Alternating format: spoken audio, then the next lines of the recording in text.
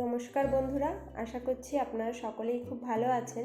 আমি পূজা আবার চলে এলাম নতুন একটি রেসিপির ভিডিও নিয়ে। আজকে আমি বানাবো অল্প আলু দিয়ে একদম ঘরোয়া স্টাইলে দেশি মুরগির ঝোল। কয়েকটি উপকরণ দিয়েই সহজেই রান্না হবে, কিন্তু স্বাদ হবে একেবারে অসাধারণ। তাহলে ভিডিওটি একটুও স্কিপ না করে পুরোটা দেখতে থাকুন। আজকের রেসিপির জন্য আমি নিয়েছি 1 কিলো দেশি মুরগির মাংস।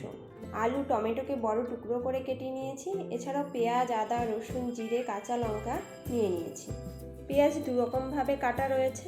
এখন সমস্ত মশলাকে আমি শিলে বেটে নেব, কারণ শিলে বাটা মশলায় মাংস রান্না করলে তার স্বাদ হয় অসাধারণ।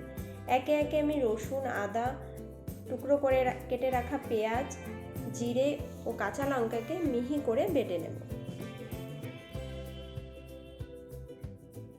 এবার মাংস ম্যারিনেট করার জন্য একে একে সমস্ত বাটা মশলা দিয়ে দেবো। এরপর দেবো ফেটানো টক দই, লবণ, হলুদ গুঁড়ো, কাশ্মীরি লঙ্কা গুঁড়ো ও শুকনো লঙ্কার গুঁড়ো, আর কিছুটা সর্ষের তেল দিয়ে দেবো।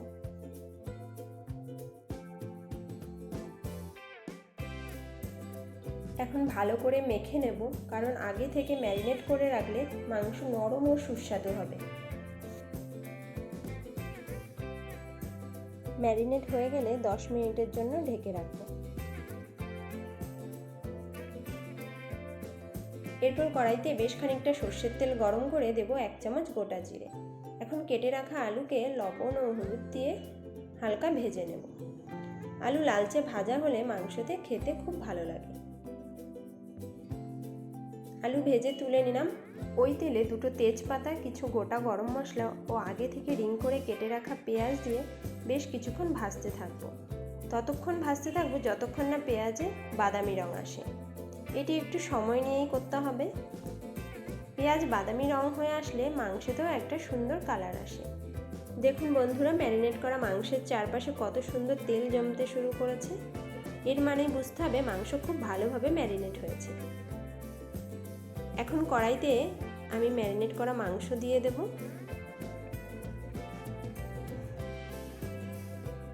এবারে ভালোভাবে মাংসকে নাড়াচাড়া করতে থাকবো।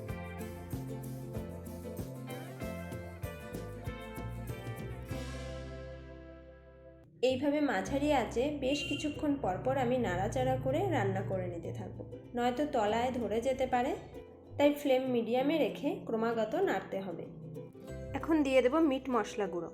মিট মশলা গুঁড়ো দিলে মাংসের কালার এবং স্বাদ দুটোই খুব ভালো আসে।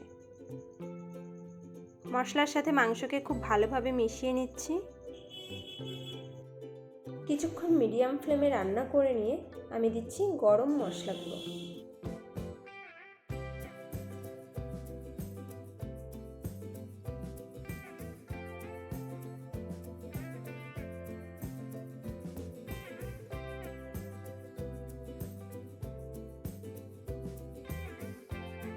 দেখুন কত সুন্দর রং হয়েছে আর দারুণ গন্ধও বেরোচ্ছে।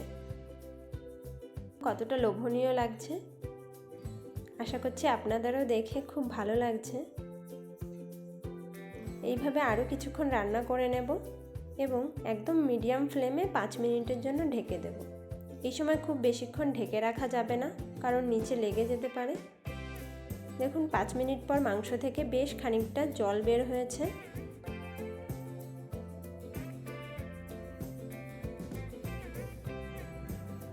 এরপর ধীরে ধীরে নাড়বো আর কিছুক্ষণ ধরে কষতে থাকবো। মাংস যখন মনে হবে অনেকটাই সেদ্ধ হয়ে গেছে, তখন ভেজে রাখা আলু, কয়েক কোয়া গোটা রসুন এবং কয়েক টুকরো টমেটো দিয়ে দেব। এখন সব কিছুকে আবারও কিছুক্ষণ একসাথে কষতে থাকবো।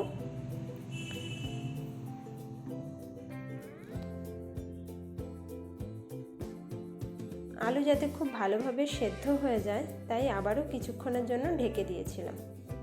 ধীরে ধীরে নাড়তে থাকবো আর কষতে থাকবো।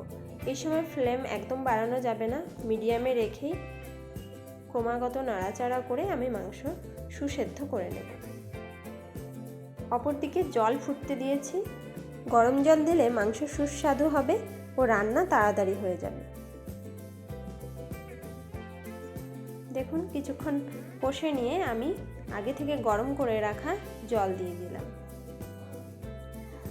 দেখবেন জল যেন খুব বেশি না হয়ে যায়, আবার খুব কমও না হয়।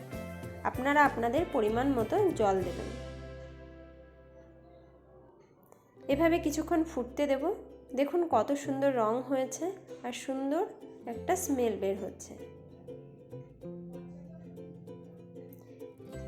এভাবে বেশ কিছুক্ষণ মিডিয়াম ফ্লেমে আমি ঝোল ফুটিয়ে নিচ্ছি। এখন লো ফ্লেমে যতক্ষণ পর্যন্ত না ঝোলের ঘনত্ব পারফেক্ট হচ্ছে ততক্ষণ রান্নাটা হতে দেব।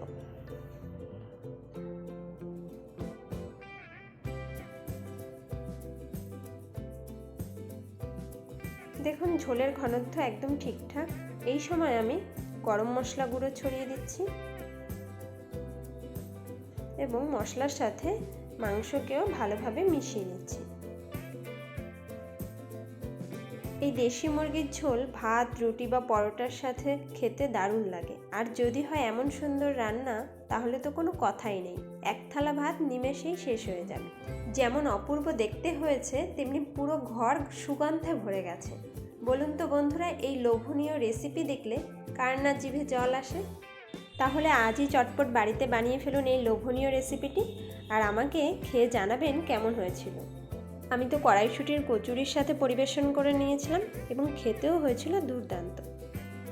ভালো থাকবেন বন্ধুরা, দেখা হচ্ছে নেক্সট ভিডিওতে। ধন্যবাদ।